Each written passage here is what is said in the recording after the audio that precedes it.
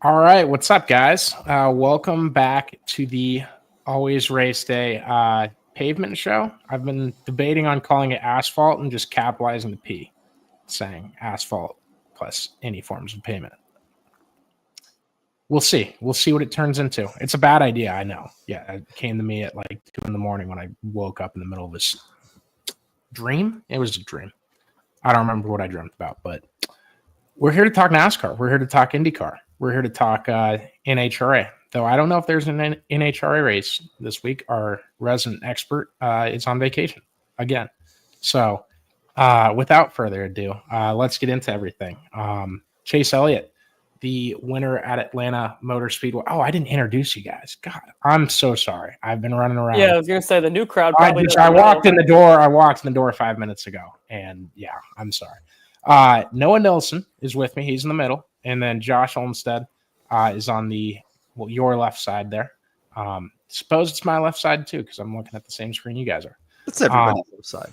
Yeah, and then we're missing Caleb Slowhot and Damon Helgevald. Same staff we used to have doing these shows before we took them on a hiatus, but we're bringing them back, and we're excited for the future.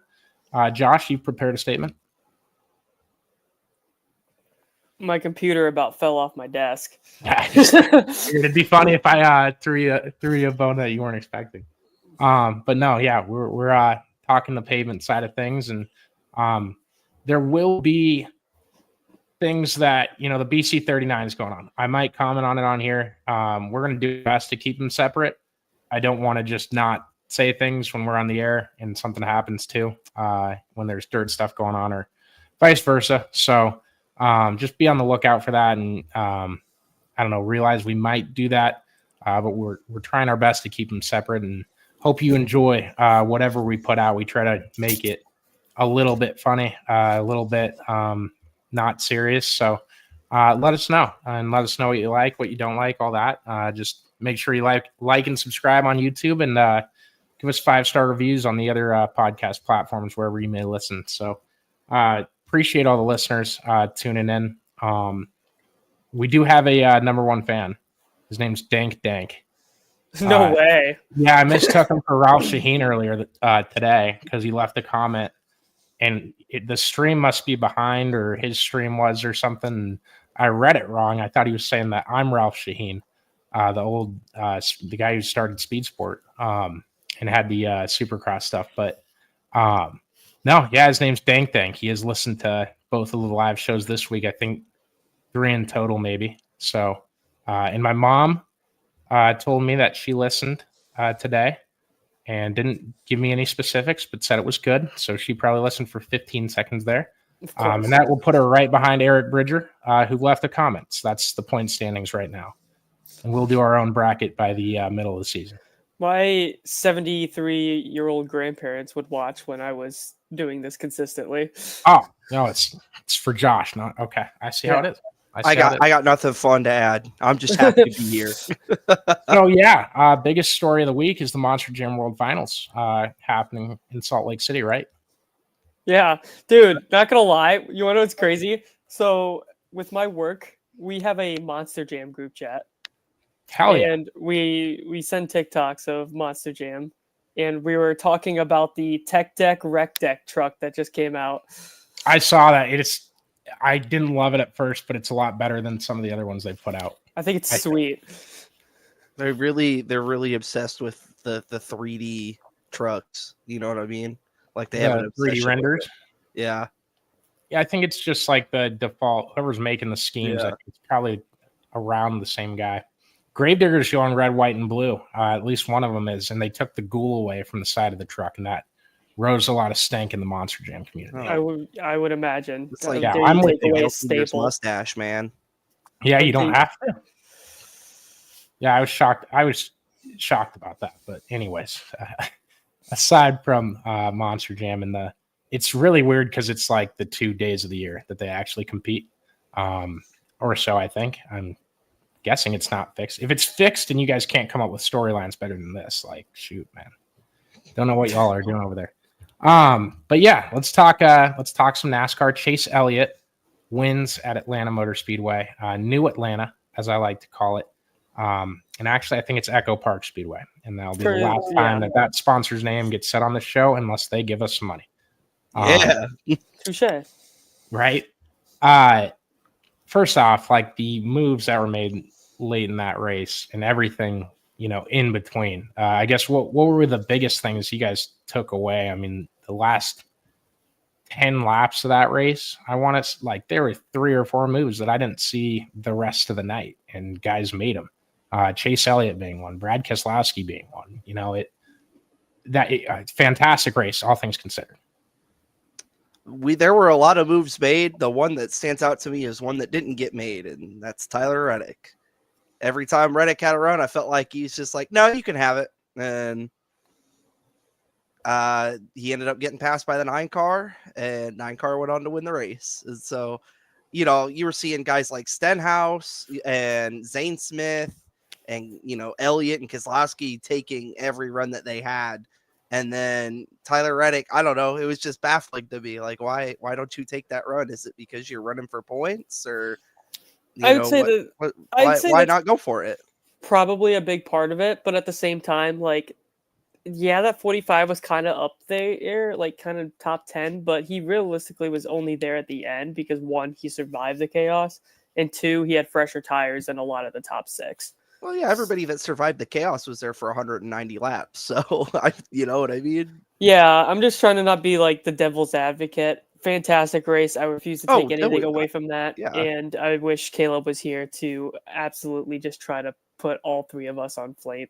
I was really interested to see what Caleb had to say, because I think that was the product they were kind of going for at Daytona and at Talladega. And we've seen lesser of it because they've been able to manipulate the fuel and successfully do that and take that away. So, and NASCAR hasn't done anything to stop it, tried anything. Have they thought of something? I don't know. But Atlanta now stands as better than those 2 tracks, and that's what we're trying to see at those 2 tracks, right? Atlanta wasn't supposed to work. The low grip thing and this combination wasn't at all supposed to work. So I'm not the engineer or anything, but it kind of like raises the question of like, why is it not getting done at Daytona and Talladega? And I think I can't remember who said it. I was trying to stall and think of his name, but might have been Hamlin, that the wreck early in the race that trimmed the field down to like 24 gave guys room to make runs. And that was the big key to it, was there's more space to get those runs. Where I think you have that space at Talladega, but again, not an engineer. So right. But I want to figure out how to get that at Daytona and Talladega, obviously. Just make the fuel cell smaller. That's my gut. That's my take. Noah's a big advocate of fuel mileage racing. Well, I'm a big advocate for fuel mileage racing when it's not stalling the field out 3 wide lap after lap because we're going to go 60% throttle to save gas. I like guys saving fuel for the last run of the race and seeing who's going to run out and who's not. I think that's exciting. And I think when you have that every once in a while, it's good. I think that if you make the fuel cell smaller at the super speedway tracks, they hold less fuel, therefore they have to stop for gas more often, therefore they won't be running around 3 wide because they know they're going to have to stop anyway. Now, the only counterpoint I can think of even to that is, well, they're just still going to save because you want the shortest pit stop possible, which, yeah, but I don't know. I think you got to try something because, yeah, I mean, if you could pull out and win the stage going 100% on the throttle, I think you would. Yeah. So I don't think you're right there. I think if they shortened it, but like, what are the costs of making that thing smaller just for those 2 tracks? And if you make it smaller, what do you do the rest of your schedule? Like, there's no way they got that figured out. But yeah, I don't know. I'd manipulate the stages. That's what I would do. Just make the first and second one 5 laps shorter, 10 laps shorter. And whoever said what you were talking about, whether it was Hamlin or not, I find that hard to believe that those runs were being generated because of a smaller field. Because if you paid attention in the first 25 laps, you watch Carson Hocevar go from high 20s to 5th. Like, it's doable. It's very possible. and I don't think it had anything to do with half the field getting junked. Yeah, and I think part of that too could be because it made the field spread out sooner later in the race. And that could definitely be, the, I don't know, mirrored image of what they were thinking about. Does that make sense? No. That's not mirrored image. I'm sorry. I'm about to sneeze, so I'm trying to. That could create an illusion that the field was spread out, and it was in fact just spread out earlier in the run. Yeah, which rather than later. I don't know. I kind of guess I didn't write that quote down. I wrote all the other ones I got a reference down. But yeah, I mean, for the sake of that, I can kind of see, I guess, what you're saying, but at the same time, that's just. I think the how runs happen Atlanta's anyway. been. I think that's that just the field size Atlanta was in itself. consequential. I don't think the field size was consequential in any way. No. You had Cody Ware in the top 15 and BJ McLeod in the top 15, and stop that. No, BJ McLeod. No. You didn't let me finish. I'm very happy BJ McLeod had a great run. If he hadn't had damage in the big one, he would have had a top 10. I feel like I'm a big fan of BJ's. But I think that the field size is inconsequential to the runs being generated. I think that they were going to happen whether you had 24 cars. You said field size. Yes. Yeah. And stuff. What happened to Connor at the beginning of the show talking about professionalism, and Noah's out here telling us how he loves BJ's? Hold on. I swear to God, that wasn't me. Saying. I don't know what you guys are talking about. There's a different mess. Hey, if I'm that close to a complete sentence, I need more than silence. I need you to push me in the right direction. You can't just stare at me empty. I thought I said a bad word. That's frankly. But no, we'll do Xfinity and trucks. Do you have anything else on the actual cup race that we saw at Atlanta? We're going to get it to the hot question of the day, and we'll talk bracket after that. I have a semi long going thing that's been going on with these next gen cars, and why on the love of on this earth that someone could kiss a car in the toe links they're still breaking. I don't know. They're supposed to be durable and safe, and not overheat the driver in the cockpit.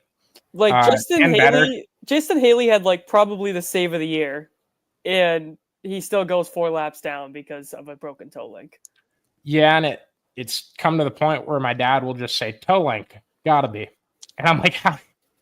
What I'm watching them with you, but I'm watching a lot more dirt racing than you are, man. And I don't know what to look for.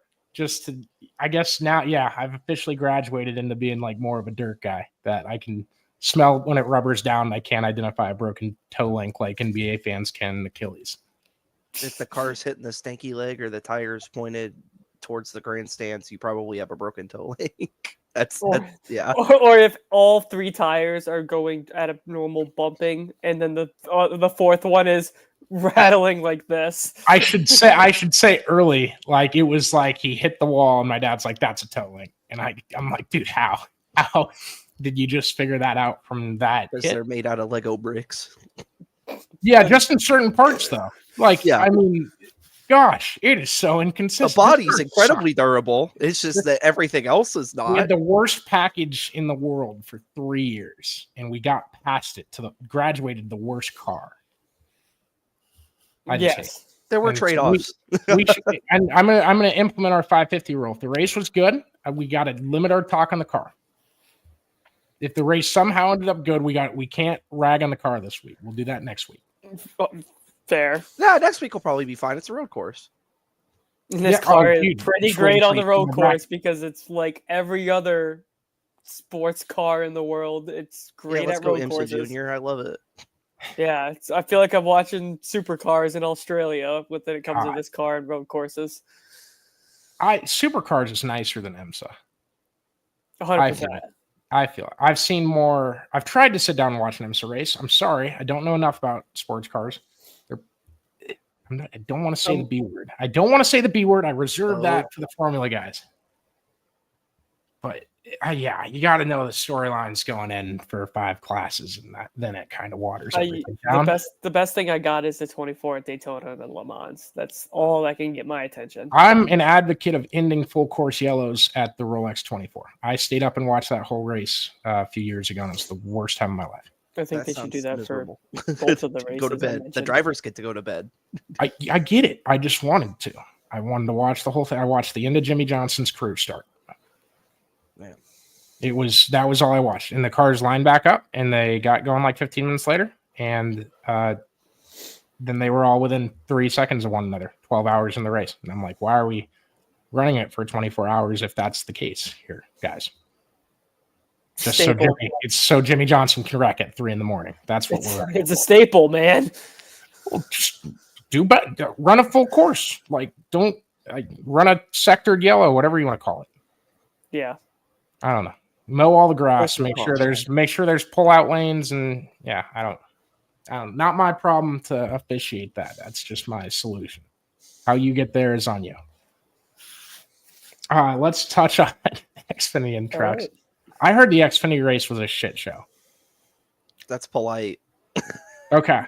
I heard that about the Cup race on Saturday. I was at the Barnstormers game, talking to some people down there, and we had a friends outing, so kind of took the weekend off. I worked technically, and I was down there. In the first half of the Cup race, everyone said those same words. They said demolition derby. They said crap. And then all of a sudden, by the end of the race, and I just saw the final 2 laps, everyone said it was the best race of the year. And this is everyone on Twitter. There was no disagreeing in the first half and in the second half. It probably wasn't until that wreck that took out everybody. Yeah. That's the best way to say it. Yeah. I think I just had a broken math solution in my head. And I think that was like Ty Dillon's career record for laps running the top 10 in a Cup race. Just wait for the in and out segment. I got some good picks for my bracket. And now I've spoiled the surprise. But anyways, I heard, I did not hear good things about the Xfinity series. Yeah, I was cutting in and out on it because I was kind of watching it at work, and then I got to watch like the last, and then I kind of fell asleep near the end of it once I got home. Jeez, Josh. It was I was. Yeah, don't say that. I'm saying that because I have a valid of excuse. No, I'm just like. I fell asleep. The race was terrible. Yeah, I mean, I'm half giving you shit, so don't. Yeah, I mean, it was just a prolonged race that was just like baffling to me, but at the same time, like my excuse was I didn't get to watch like the end of it was because I had COVID, so I was getting over it.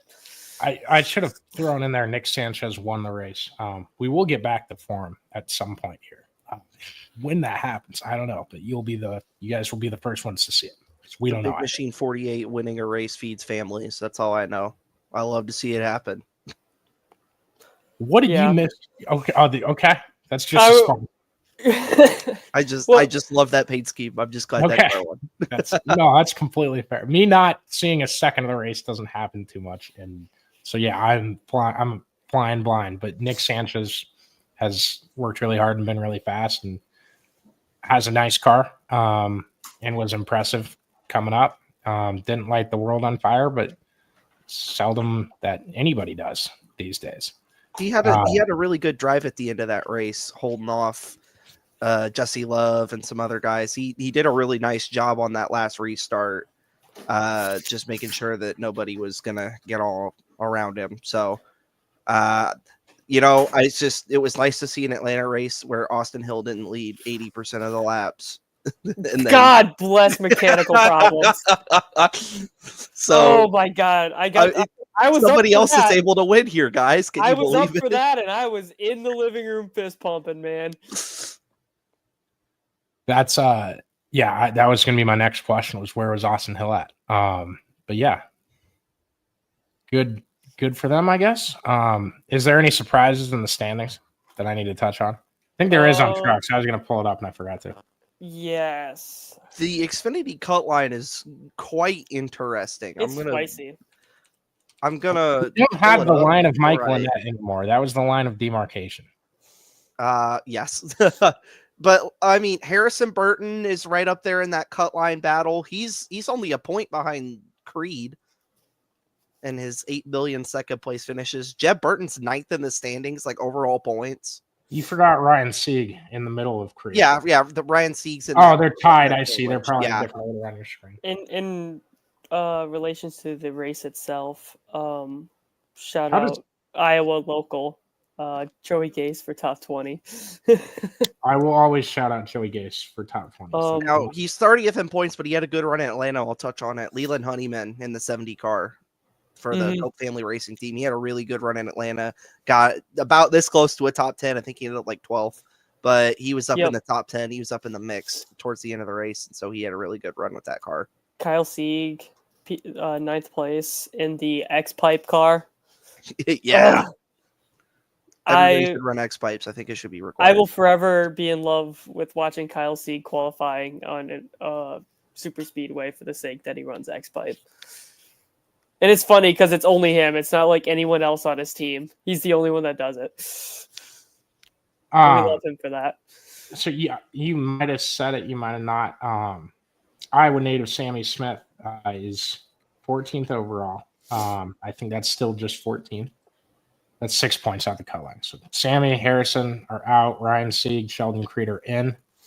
Nick Sanchez is in the wrong spot on NASCAR.com. About 2 spots under where he should be. I don't know why. Oh, because it's by their points, because we don't actually have playoff points, which it's like we're doing the NHL division standings when they never did the playoffs by divisions until they did. And now everyone hates it. But anyway, that's a different battle. I'm surprised Sammy's down that far.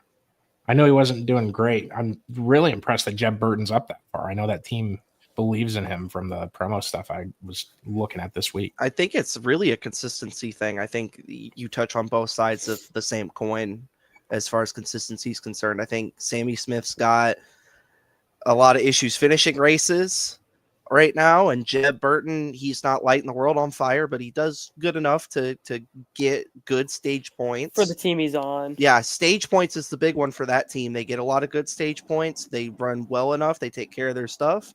About this close to winning Talladega. So I think they're in a good spot as long as they keep doing what they're doing. And I think that if the 8 team can start finishing some races and running where they're supposed to run, they'll also figure it out and it'll kind of equalize. I think they're in the 8 car. Yeah. You say 18 or 8? I'm sorry. 8. Yes. I thought I heard 18 at first, but then I winded in my brain what you said. Now it was like the 8. I can also talk about the 18 yeah. car. Talking about somebody who's doing the least with the most, William Sawalich, but that I'll let you guys take that from there. That's my quote for that. Joe Gibbs a joke this year in Xfinity. That's all I can say. That's all I got for it. I mean, all right, you're putting on Sawalich and you're putting on Joe Gibbs, and I'm the guy who's sitting here without any fuel being added to the fire. That's more of an upset than Ty Dillon over Denny Hamlin in the NASCAR bracket. Yeah. I don't know. All I can say about JGR in the Xfinity series, so William Sawalich is 24th in points. Eric Almirola is 22nd and has not run every race. And that's the same equipment. Obviously, Almirola is a longtime Cup guy. He won races in Cup. Sawalich is just starting his career or whatever. But I think Sawalich's issue mostly is just a lack of racecraft. I think that he's been in top equipment his entire life, so he qualifies well. He knows how to run fast. But when he gets back in traffic, he doesn't have the experience to get through traffic. And so that's my opinion, obviously. To piggyback on it, you're racing ARCA, and there's like 4 cars that can win. Yes, that too. And you're not learning how to race people there because you're in a good car. And do I want to send my development driver to the NASCAR Truck Series? Absolutely the hell not, until they prove something to me, because they're just going to get wrecked. Look at Corey Heim. He is the best driver in the field. I'm not crying. I got an eyelash stuck in my eye, and it's still screwing with me. It's been 6 hours now. I'm trying to pre-show. He was mentioning to me about how he's got this bitch of an eyelash. There's an eyelash somewhere in my right eye, and it's just once I notice it, my eyes start bugging out and giving me more water to try and flush it out. I don't know if it's scientific or not. We're a band of misfits today, so I'm still We're getting good. over my Well, sickness. I You never got your stop being a band eyelash, of and misfits, then man. Noah We're shoots dir- Noah. I'm a dirt guy anyway. I'm not expected to be at the top of my professionalism. And then No one yeah, is. then obviously you get an Xfinity. It's a new level. It's hard. It is a tough beast, and it's not nearly as tough as the Cup Series, but it is a lot more impressive, a lot harder to drive, and a lot harder to compete in than the Truck Series and the ARCA Series. And that just creates expectations. So if you don't do top 15, I mean, you basically suck in some people's eyes. And then there's other people that you could be fifth in the Xfinity standings, and you could be rumored to take over a Cup seat next year. And people will say that you're rushing them through the system too fast. So it's there's a lot out there. A lot of time left for Sawalich too. I don't think he's going to get canned after disagree. 1 year. So yeah, I mean he's like one of the youngest guys, and Yeah, And I was referencing Connor Zilic for those that that move's been telegraphed ever since he was announced running part-time Cup this year. yeah. So that's kind of that one's not at all surprising to me. I mean, Suarez is good for a win every couple of years, and he's great personality. He's got passionate fans. He's good with sponsors. He's not a bad race car driver. I think I hope Suarez ends up somewhere that he's able to stay in the Cup Series, but if not, I think he'd be a top flight Xfinity driver. I think he'll be a championship contender in Xfinity. The JRM 88 yearns for Daniel Suarez. Facts. It'll probably just be the 9 car, but Yeah. right. I have something related to Xfinity, but it's about this Go. coming week. I don't Go know for if you, okay. well, we can do that later. That's Okay. I I was Hold like, on to it. Don't lose it. we'll do no, that I'm next not time. gonna lose it because it's so bizarre to me. Oh, okay. Now I'm scared. I was just looking at the entry list and I'm just so confused. Awesome. I love We'll the get entry to it. lists this week. They're great. So Corey Heim, the points leader by 144 points. That's it. That's That's three races.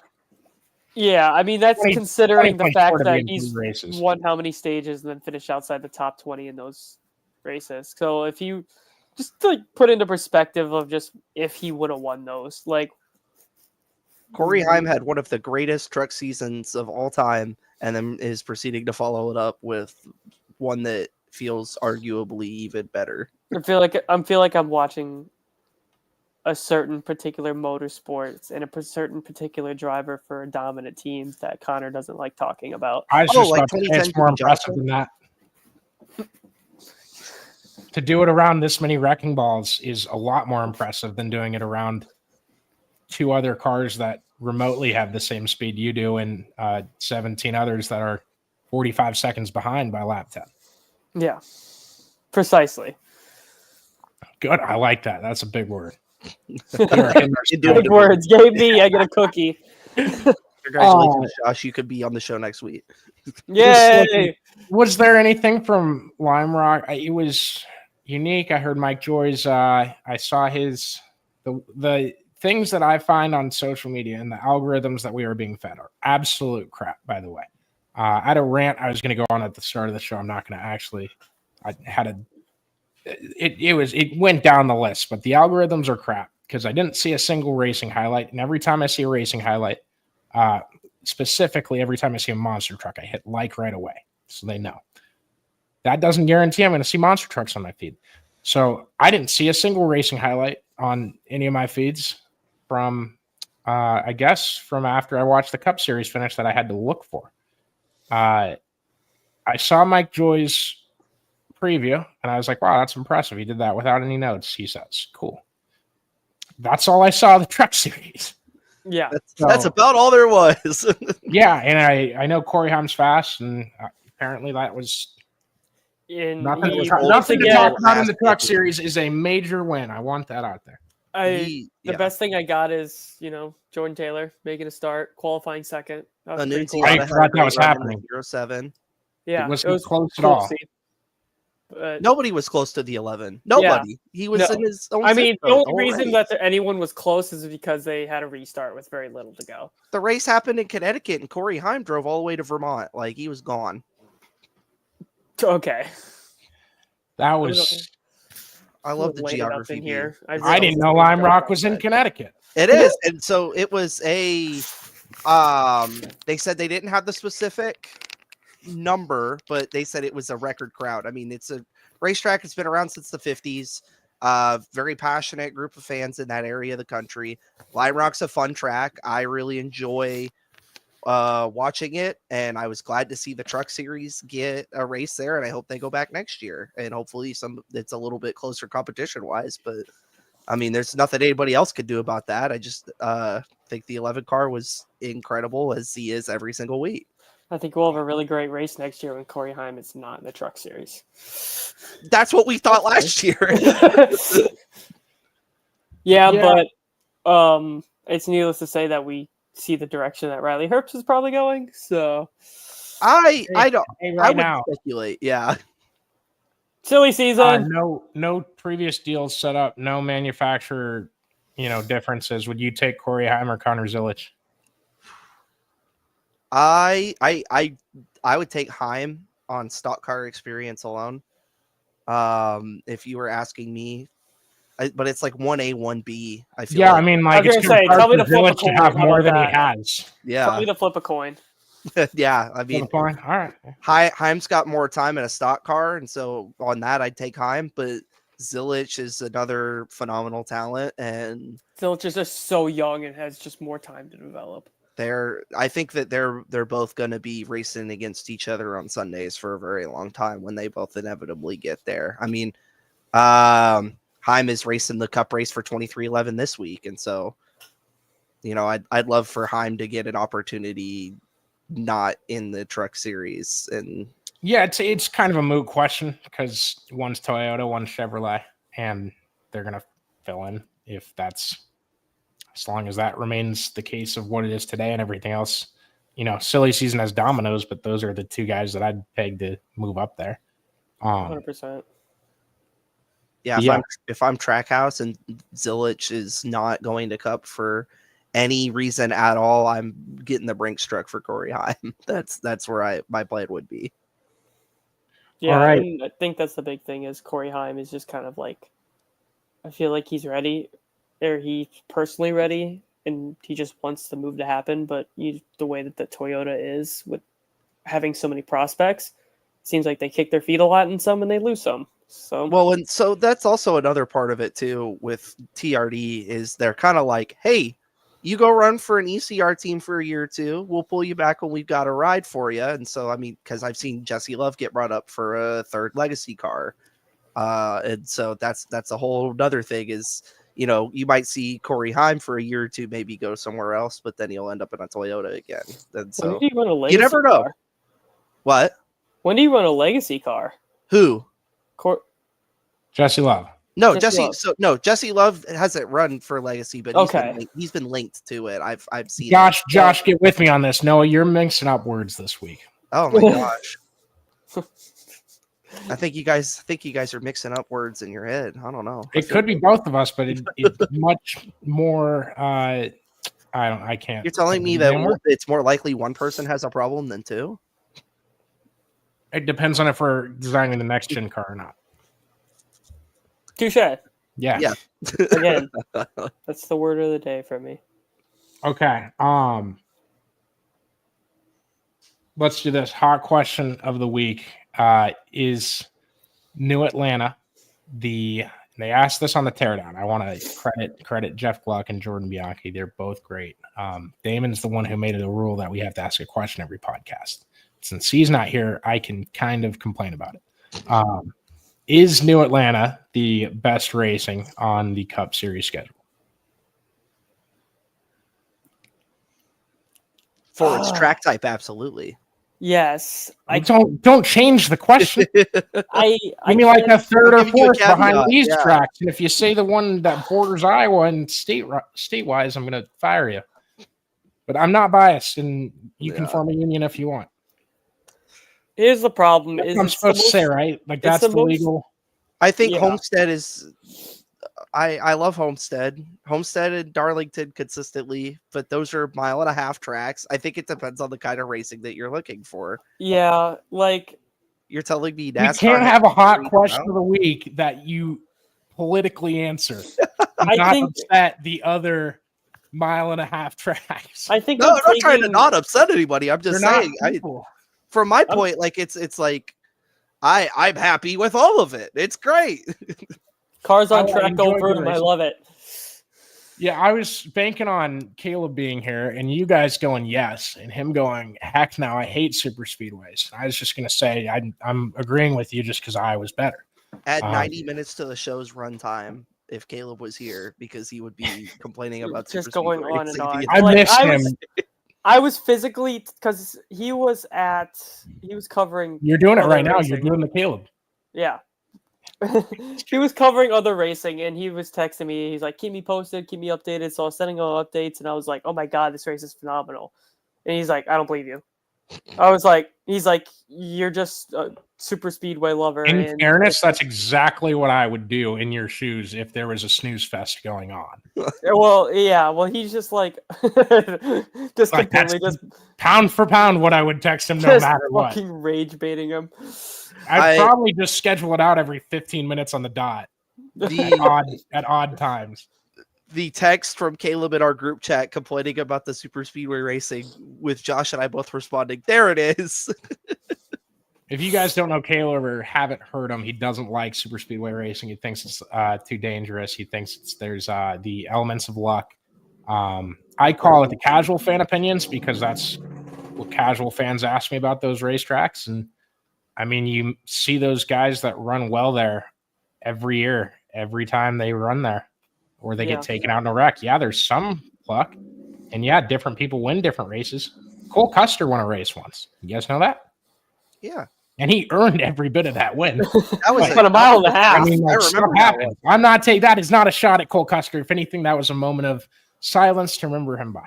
And Kentucky Speedway, RIP. That's even worse because then I just kind of like, yeah, no, love you. Cole Custer never hurt my feelings at all. I hope he's Good not guy. listening. Damn, that's don't. Yeah, if you know Cole, don't let that get back to him. I do appreciate his talents. They had a good my run my in Atlanta. actual Good for them.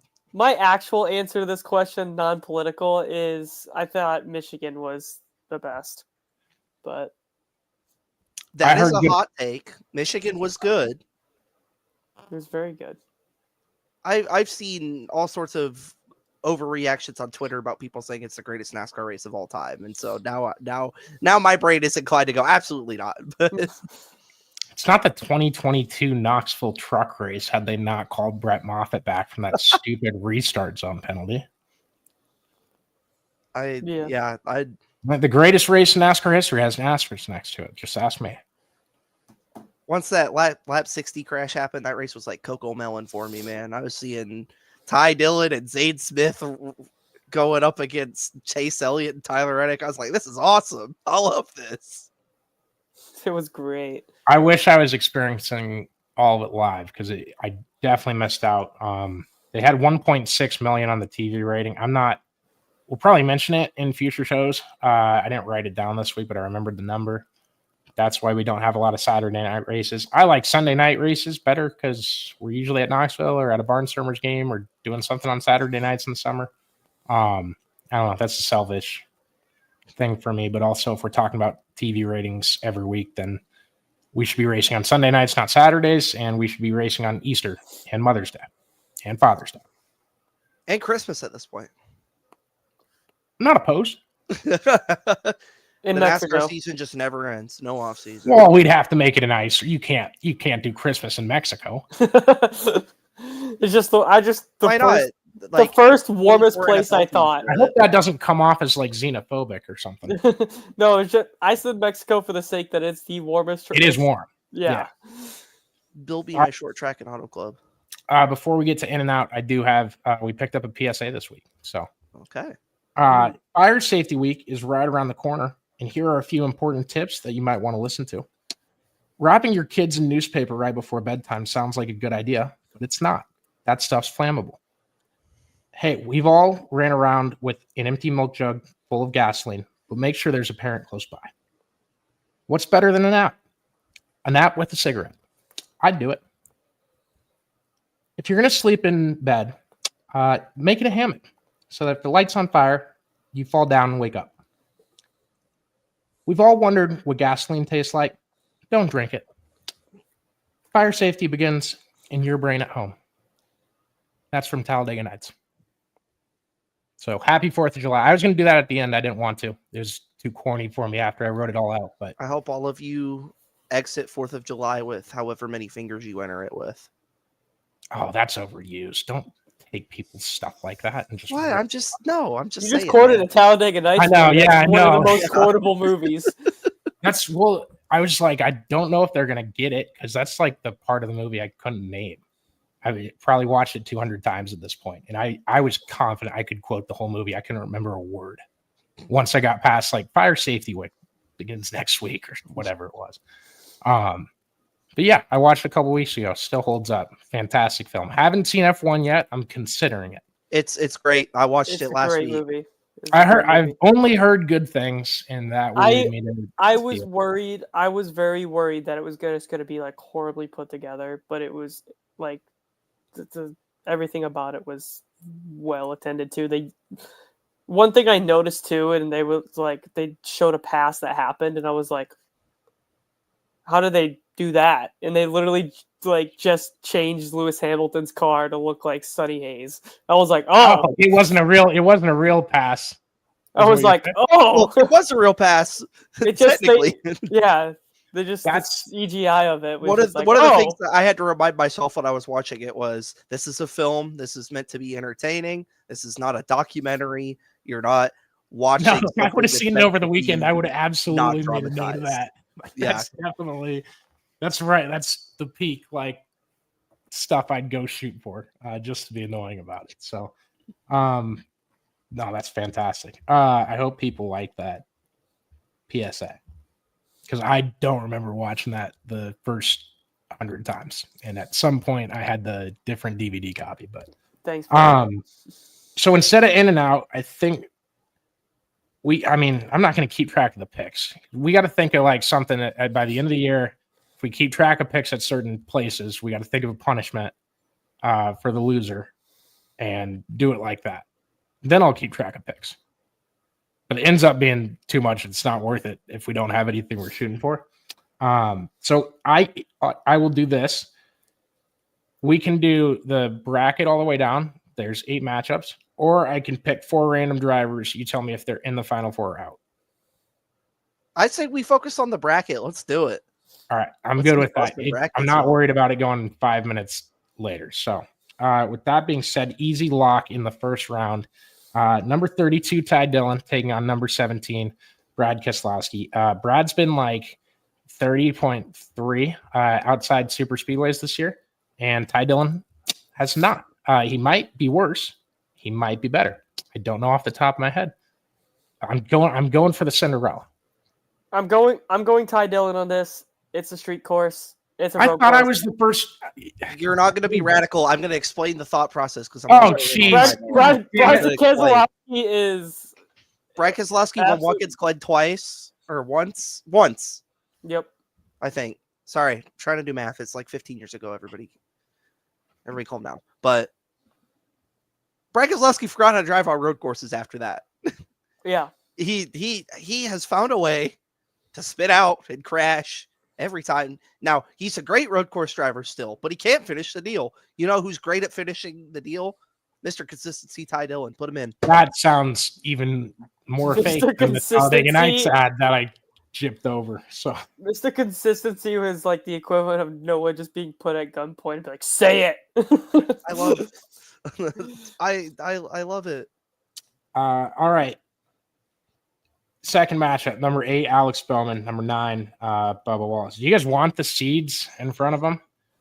Yeah. They're intriguing sure, when I was sure. writing them down. I I think was they're like, that's intriguing. weird to see that guy there. So my dad and I didn't even fill out brackets. It just like time got the best of us. So Damon and I were talking about like if this should be done in sprint car racing. I don't think it's needed. And I don't think it's needed in NASCAR. The thing that we proposed on the sprint car side kind of works because there's 2 series, and we kind of like American League, National Leagued it.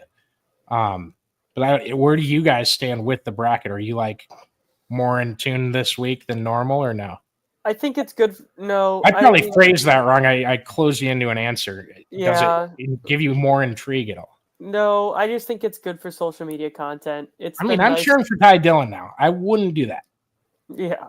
So I think it's just more the sake of it brings more attention to the drivers, I guess, like individually. Because I mean, I was seeing posts about Priest and Noah Gregson, and they were like talking smack on their Instagram stories, and I don't know. I think it's just a cool little like side thing to do to talk about during the week. Did you guys see Blaney versus Spire Motorsports this week? Because Yeah. Yeah, I mean, I saw the that Ty Dillon said I beat your favorite driver, and that was hilarious. Yeah, that was and awesome. then the edit, however it was put together, confused the hell out of me because it didn't mention AJ Allmendinger until the last 6 seconds of it. But AJ's car was in it half the time. It's kind of like, okay, maybe the guy was given the wrong pacing, but whatever, screw it. At the very least, like their drivers moved on, and it's cool. Bowman and Bubba, and I think Bubba's gotten better at road courses. That being said, I'm not trying to name drop. I'm not trying to do that at all. But I once watched Alex Bowman memorize an order of 16 people in a competitive game at an Airbnb in the span of like 30 seconds. So I think he can memorize all the corner numbers better. I think that Alex Bowman's also the defending winner at the Chicago Street Course, and I think that's a lot less complicated than what Cotter said. I probably could have just led with that part. No, the way you said it makes me really look like a dick. I was gonna acknowledge that, but that's good. I got both show. Yeah, I don't disagree. As much as Bubba's improved on the road courses. Also, the irony of those two being put against each other, because they definitely don't have a history of being against each other at all. I'm just gonna be devil's advocate. I'll go Bubba for the Thank sake. you. Oh, Thank you, Josh. Take the Homer hat off.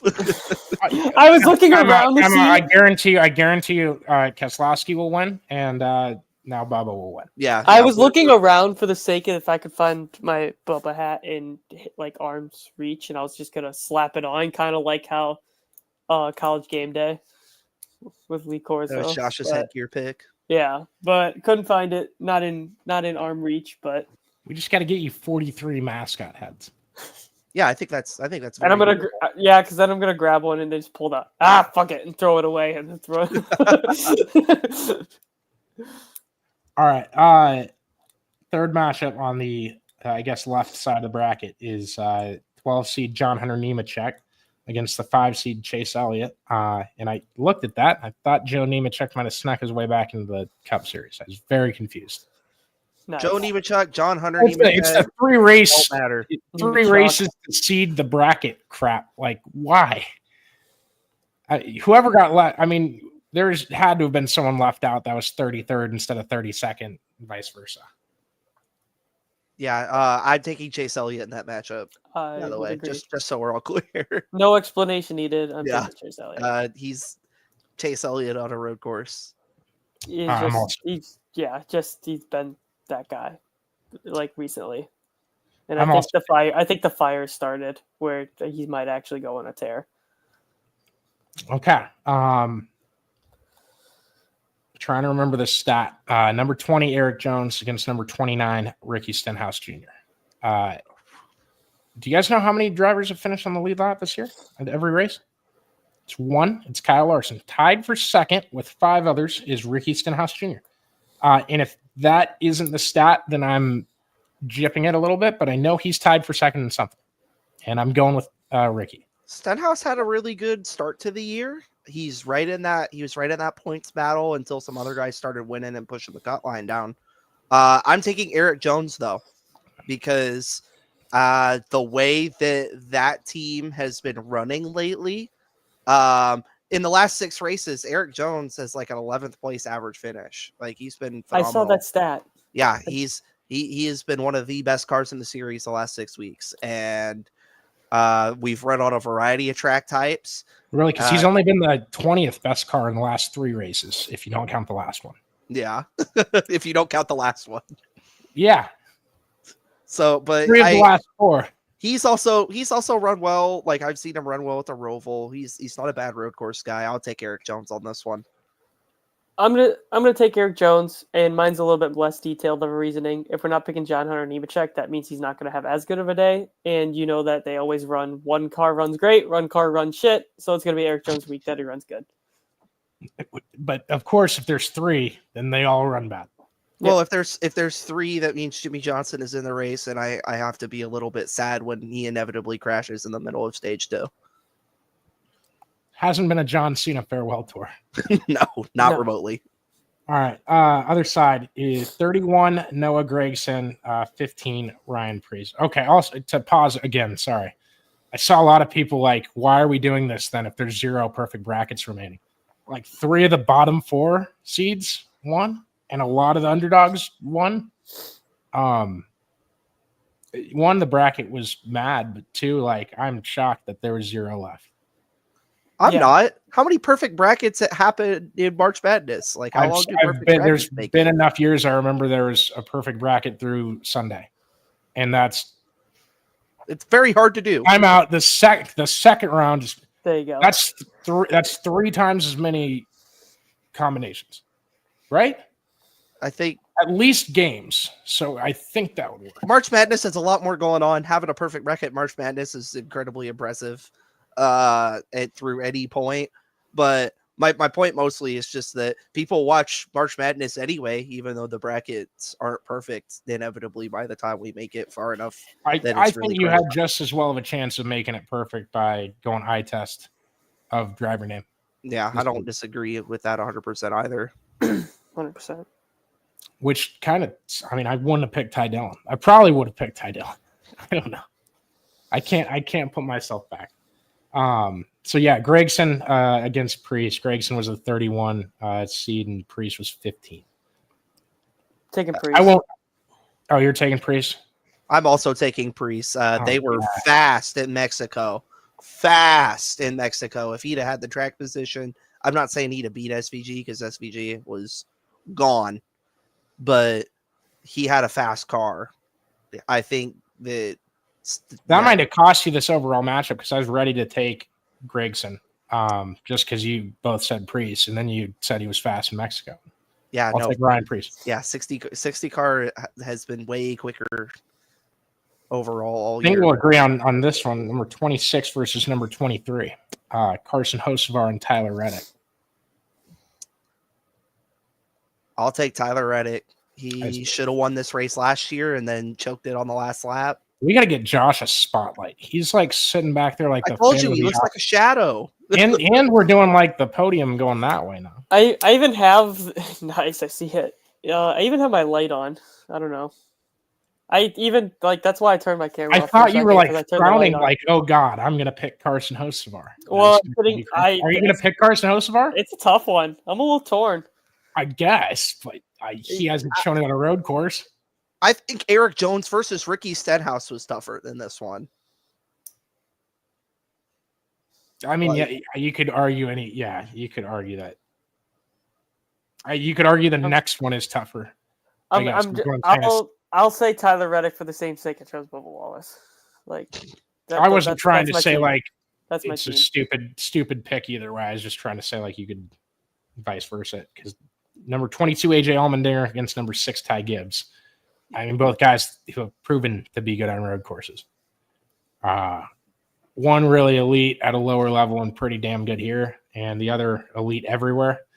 I'm taking Dinger every day at a road course. Yeah, every day. I'll take Ty Gibbs. That one's a hard one, but I'm taking Allmendinger. I'll take Ty Gibbs. I love Dinger on a road course, but once he loses track position, it seems like he struggles to get it back. Now that we've said it, Ty Gibbs is going to get his first win this weekend. Can I do the Stephen A. Smith tweet of that? There's a second place here. No, that Shane Van Gisbergen gets the injury in the sickness excuse when he's not even injured. He was sick at Mexico. He's leaking out of both holes, man. Yeah, Allmendinger should have won that, but SVG showed up healthy, so that's not on me. Number 14, Zane Smith. This is the last matchup against number 3, Chris Buescher. This one might be the toughest one for me. Never mind. I'm taking the words out of my mouth. I'm taking Buescher. Yeah, taking Buescher. That's a Chris Buescher all day. Former Mid Ohio winner in the Xfinity Series. He's been tearing it. That's the only seed out of the top 32 that I looked at and went, wow, that notable for that. That's the only one was number 3, Chris Buescher. The field will be eating his Cinnadust this weekend instead. Is it Cinnamon Toast Crunch again? No, it's not. God, I wish. That car is awesome. That's a good marketing scheme. I don't like the paint scheme was a little bit overrated. It wasn't bad. I just think the concept of it was what got the attention. What happened to the Cinnamon Toast Crunch boxes of my childhood? No, you got it. They sell the seasoning in little Coca-Cola bags. Yeah. You guys know what I'm trying to say. I don't want to cuss on the YouTube. Yeah. We can't afford to get demonetized anymore. So I'd be careful. Yeah. Well, I've already broke that barrier about 4 times in this episode. So. No, it's okay. No, we're fine. Coming out of your check. Like I just overturn. We're getting outside sponsors from that anyway. It'd be a small amount, and I would not yell at you. I'd rather have the show be entertaining and us be able to say what we want. So yeah, like my classic rant on episode, I think it was 149, where I just. How do you have it in your head? I was watching it. It's like I lost my cool. 149. I'll never forget it. I'm pretty sure I watched it. We got ARD Rain Man over here, guys. Don't worry. I know. I got to go renumber the last 3 or 4 we did. I haven't looked at them, so because we did them so long ago. Yeah. That's funny. I don't dark day. I just remember it. I think I vividly remember seeing the number on it in the thumbnail of me going. I think you should put laser eyes on Josh for that thumbnail. Oh yeah, you said because you were worried about it after the show, and I told Caleb to make you the thumbnail. Yeah, and I said make sure he's not not wanting that. So I said he needs to explicitly tell you no for me to say no, and then I think I told you don't worry about it. Did that just to make you laugh. So it was funny. All right. I almost remembered what we had left. Upcoming week. Yes. So they're at Chicago. NASCAR is. When's that race running? Sunday at 1. It is Saturday. Xfinity 3:30.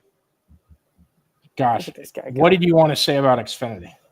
I was going through the entry list, and I don't know if this is just me being not familiar or of is there a guy you've never heard of? His name Wesley Simp?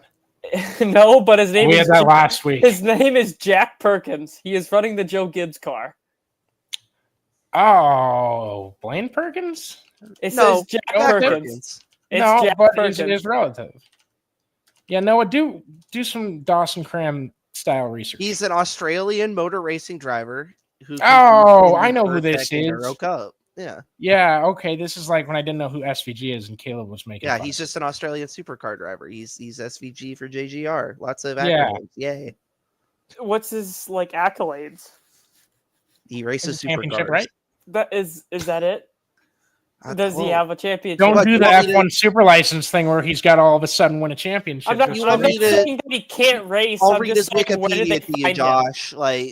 I'm just saying, where did they obviously they found him, but why him? You could have chosen. I'm about to name this episode to be named later, and we're gonna have a second 149. Supercar stats. He's got 157 starts, 1 win, 3 podiums. So take that. As many as Cole Custer. Why are you digging at Cole Custer? For the sake of you apologizing to Cole Custer, I don't want to get into that. You guys, I do remember one of the conversations we had was we can't throw 7 drivers under the bus every week on the show. I will. Then I held open a door for Ross Chastain's crew, and they loved me. But regardless, I have no hate to Cole Custer. That's why I go in for the second joke. Make sure he knows that it's not that serious, bro. And I can call him bro because he respects me. Up at your door. I would do a lot of marketing behind. I don't know what I'd say. I'm sorry. I'd claim assault. I'd claim assault if things went haywire. I'd first profusely try to apologize through humor. He's a legend, man. You can't disrespect a legend. I've never hated Cole Custer. So I had one idea for the hot question today was a driver that you hated growing up that you had no reason to hate, because mine would be Greg Biffle, but I think at the end of today it's Cole Custer. Greg Biffle. I didn't think he had a personality at all, and then he started hanging out with Cletus and learned how to roll the sleeves down, and he's good all of a sudden. Greg Biffle's from the Pacific Northwest. He has to have a personality. I didn't know. I watched him win at Kansas, and I was pissed. Um, I go, what's he going to do? Say, like, my team made the car fast, and I'm happy we won here today? Well, yeah, that gets you most My popular dad's driver looking at nowadays. 8-year-old me like, yeah, probably what he's going to say. um, A lot of my opinions were formed from the NASCAR Thunder 2003 CPUs and how they Real. race. I'll give you Mike that. Skinner dead to me. Robbie Gordon dead to me. Oh no! okay. Sterling Marlin sucks. I I thought we weren't supposed to put 7 drivers on the bus. You like got me Based there, on a man. video game computer. I needed to scroll one post down to answer my question and why they didn't choose Will Brown, and that's because Will Brown's running Cup. Is he another supercars guy? Yes. Oh, Yep. Okay. He ran Sonoma for Childress last year in the Cup race. hmm He's running for Colleague this week. There's always a weird entry list at Sonoma. So the entry list for this week in Cup is significant, though, because There's we've got 41 cars, cars. I was 40 going to spots. say that. Yeah, 2018. My buddy put that stat out. Yeah. The yeah. first non-Daytona 500 DNQ is going to happen in qualifying since the 2018 AAA Texas 500. I was still in high school, just so everybody knows. Yeah, we And could have that's done a better all- job of letting you. And that's for clearly all the new viewers on learning one thing about Noah Nelson. No, I just read Twitter. Okay. I think it was. Now I can't remember his name because I don't want to get it wrong between the two of them. I think I might have seen Colby Evans post that on Twitter. That might be who I saw it from. But I think it was Yeah. Seth. Pretty sure it was Seth Agert. The I'm part-time pretty- open I cars- will retract next week if it wasn't Seth Agert, but Nice. it is Seth Agert. So Follow him, Seth Agert 91. It spelled like egg, ERT. nice. One of my buddies, big time list sack guy, chart guy, all that. So the part-time guys are Will Brown, Austin Hill, Josh Bilicki, Corey Heim, and Catherine Legg. Who's In not the Cup making it? series, Yeah. yeah, that's the Cup. Those I are got a pretty. Who's not making it? I have bad news for Bilicki. If I had to take one of them, Oh, is Bilicki on that list? yeah, Bilicki's in the 66. Now we're definitely throwing someone under the bus. Jesus. Catherine Legg got a lot of, say, unfair press from casuals. Just being a woman, you're not accepted as easy. And I'm not blaming it on that. I'm saying that was where the hatred came from, because she's always been very respectful. Not fast, not the fastest, I should say. Fast enough. She qualified for an Indy 500 that Graham Rahal had to buy her ride out from her to race. So I don't know. That's the race where you actually earn your way in, and there's not just 5 drivers that are eligible to go in and out of it. So, but we have it set up like that here, and now changing it would be stupid. So I would say, like, yeah, I don't know. Bilicki's always been in crap box equipment. Not saying Legg's been in any better equipment. She's driving for Rahal at the Indy 500. That's not the fastest car on an oval in IndyCar. So I don't know. Yeah, flip a coin between those two. Yeah, Sorry, that turned into me not wanting to go after one political side and then reeling it back in and then like losing my enthusiasm for the entire thing. I would be very surprised if the 66 or 78 are both in the race. That it would something interesting would have to happen. That something unforeseen, because on paper, yeah, those are the 2 cars that you would probably pick to struggle the most. But you know what's funny? Wishing them the best. We took 3 cars out of the purse for each race and then made the purses private. Yes. So now Ooh, 41 shows up and someone doesn't make money. Make it make sense. Like you wouldn't have had to pay. Actually, you would have had to pay it. They had 43. I bet you there'd be two more. I don't know. I know. just hope we get these new OEMs so we can go back to 43. Good luck. It's an 18-month waiting period and like millions of dollars. I'm doing the Pat McAfee show thing, so I'm ripping up more stuff. But like it's just what's harder? created a thing in this SBS sport between IndyCar and NASCAR where all the fans hate the cars. They hate the system right now. We want more manufacturers, and everything that we're doing on the track would never, and with the systems, would never entice a manufacturer to come in unless they had a real boatload of money and really didn't give a crap. And Dodge appears to be those guys. Yeah, let's go Dodge. So maybe Junior Motorsports goes to Dodge. That's not going to happen. I think they'd be Chevy over number. I think that was blaspheming. That's what that felt like. What? That you were blaspheming. That was blasphemy. Oh, okay.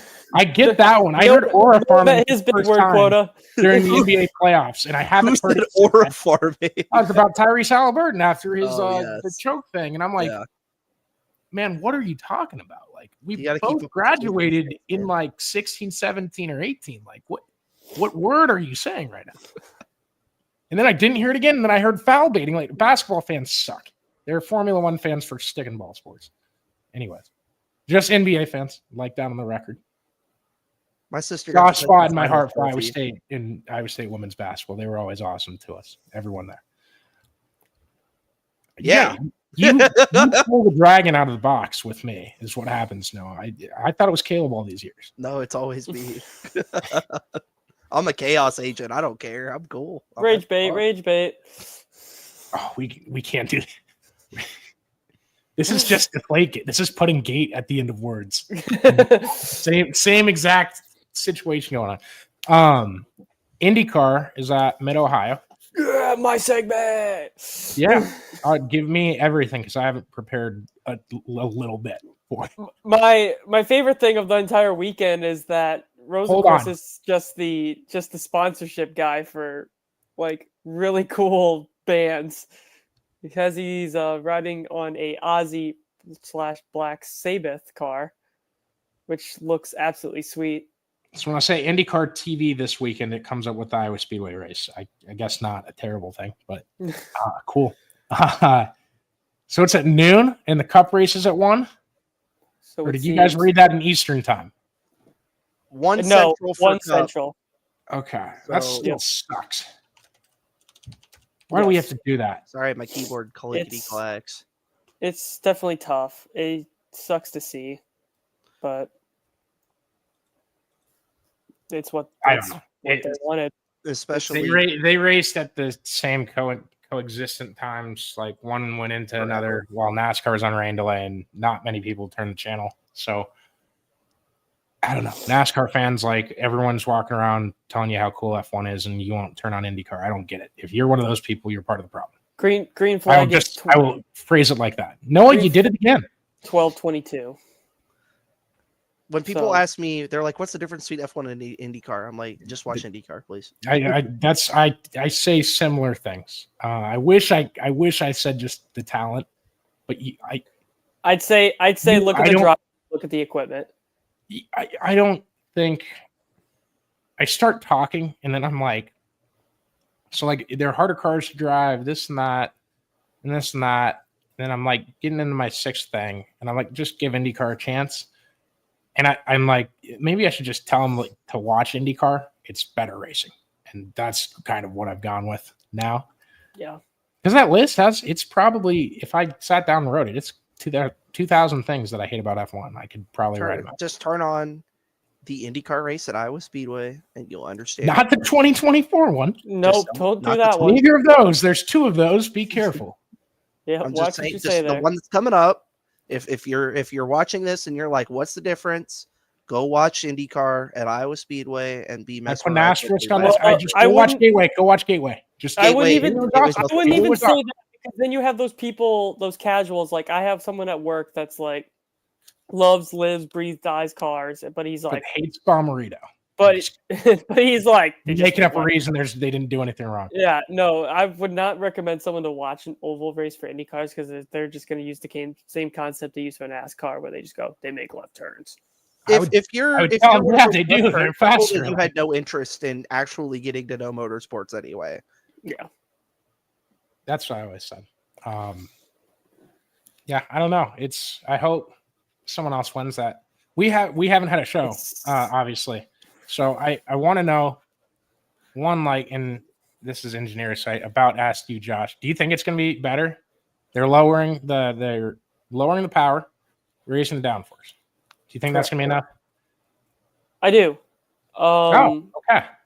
I think it will be enough. I don't think it's going to be astronomical, but it's going to be enough. I think it will make things a little bit better, especially for the big. So what's your question mark bar on right now. enough? Because as you know, I think I gave last year's races a 0.5 or a 1 out of 10. And I think the 1 out of 10 was the flip on the last lap or the parade lap where the driver was okay. I'm pretty sure that's what rose it for a 0.5. I'm almost positive, actually, that's what happened. It's going to be mid rank, I'd say, maybe 4 or 5. I think it'll be enough to make it entertaining. It's not good. It's just going to be disappointing still because I don't think we're going to have what we had in 2023. And so to give a little bit of background, I used to tell people that was the best, most consistent product on the planet from race car to track in the world. Nothing close to it in the years of racing I watched. There's been bad Indy 500s. There was hardly a bad Iowa Speedway race, and I think Simon Pagenaud lapped up to second. And then I think everyone got their lap back after a caution. So it was Rolex 24 for sure in that aspect, but it was a guy dominating like that. And that's still a good race sometimes, depending on if it's impressive or not. And some of you are going to be like rolling your eyes like, oh, you just don't think it's impressive in F1. Well, the cars are designed to go faster at the front of the field. These cars are ruled within the rules to be a lot closer to one another. Now, NASCAR and the repave that they did there is what is taking the brunt of the blame from the drivers in the garage that I talked to. Last year, Ed Carpenter did about 8.5 minutes. It's still on our YouTube. You can find it about blaming the hybrid for the entire thing. Now, he said the repave was a part of that answer. But IndyCar thinks they came back with a better formula this year. Hopefully, there is more rubber laid down on the racetrack. I don't know. There's drivers talking about last year that if we could just get a little bit more rubber there and guys used it early, we'll be fine. Yeah. No one used it early, and then we went to the test this week, and guess what happened? It rained, and they didn't get on track in the first hour they were supposed to, and they didn't use the second lane up early, and they never went up there. And the hard part. I watched 5 minutes of testing, and I said that's going to tell me everything I already know is that they can run around the bottom. The problem I think is that we ran into last year too was the fact that it was the first race ever with the hybrid system, so there was a bunch going on with it. I know that a couple teams had some issues with theirs. I think if you're going to commit to this hybrid thing, this is the step in the right direction. Is it public out there why they have the hybrid? I don't want to be a smart ass to the. I guess I'd limit efficiency. I think it's efficiency. I think there's a entity that wanted it. From what I was told, I don't know, and that's not concrete, so I don't want to throw them under the bus and be a smart ass. And I don't want to. I'm not saying quote me on this, but I know that was a big thing that they did in F1 was when they switched the hybrids was for the sake of like the efficiencies, and they're trying to, I guess, it's their version of going to the more efficient side where like why don't they just put like a bunch of green stickers on their cars for like a couple races in May? You know, I sound cynical now. No, it kind of reminds me of this thing NASCAR did when they ran. I'm not saying quote me on it, but my best guess is the sake that this is their system of trying to. I've come around on it a little bit. I wanted to lead into that with this is that was my take going into Gateway, and Gateway kicked ass. And I didn't get to say this because we didn't have a show, but Connor Daly's pit crew, you gotta pick up the pace. Don't want to call anyone out, but Connor Daly was they're a impressive. smaller Mad team. impressive in that race. It was amazing. They're a smaller team. I get First it. It three laps. happens. Yeah. Daly's We been passed 8 cars. awesome this year on the ovals because they were fast at Indy too. So All hopefully he for gets having back a to it. car, all for having a ride that came together at the last minute, Mhm. with the sponsor being the same number as this smaller than all the other gas stations. That's Yeah. I've never seen a 76 before, ever. Neither have I, but Okay, good. I thought But I damn it, thought they're I was cool. I thought I was an idiot. I can tell you that. I've only seen 2 speedways in person. Also, Josh and I saw quite a few speedways a couple weeks now I ago. think Went out east. part of what my mind is doing is ones I stopped at. So don't quote me. Maybe I've seen a 76. Now that I think about it, that logo's everywhere. I know that. Yeah, it's a very popular logo. I probably just haven't stopped at one. But Holy cow, there's a 76 in Moore, Oklahoma. I got a job to do. Anyway. you gonna work at 76? No, I'm not going to work there. I just got to go. I was just I'm making going sure to go that my we whole were tank fine. of gas to get there so that I can fill up at a 76 like a You real. probably get a like a real discount race if you work there. Probably. Think about that. Yeah, All don't misuse any gas discounts. Was there anything else you guys had? Does Will Brown have more than one Australia Supercar win? Oh yeah, I'm pretty sure he's got a championship. Maybe that's who I was thinking. I know he's like ever since SVG and Scott McLaughlin left, he's kind of been the guy. Will Brown has 11 wins, 37 podiums, 8 poles, and he was the 2024 Supercar champion. How many starts? That 133. Wow, almost the same amount of time as Perkins. Yeah, I knew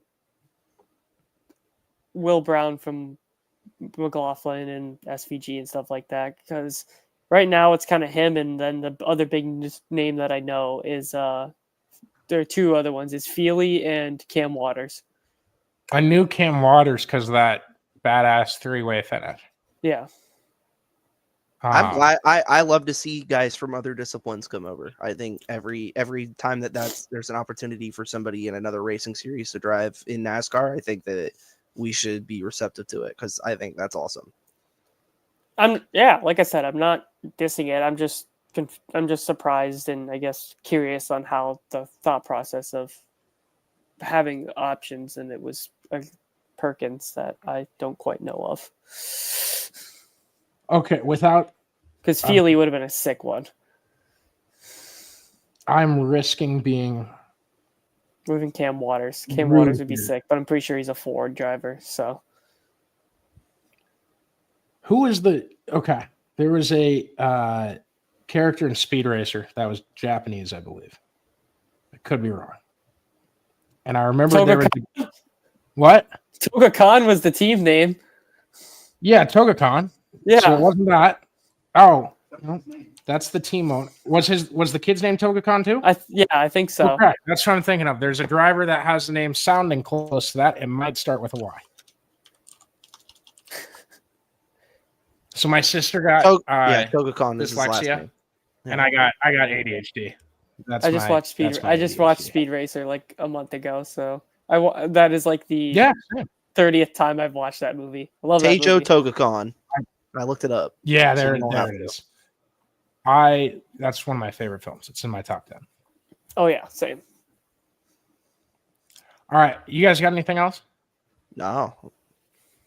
Nope. Awesome. Well, thank you. Thanks y'all for listening. If you're interested in sponsorship stuff, partnering with us, anything to help, we have a Patreon set up too. I told you guys we're gonna have the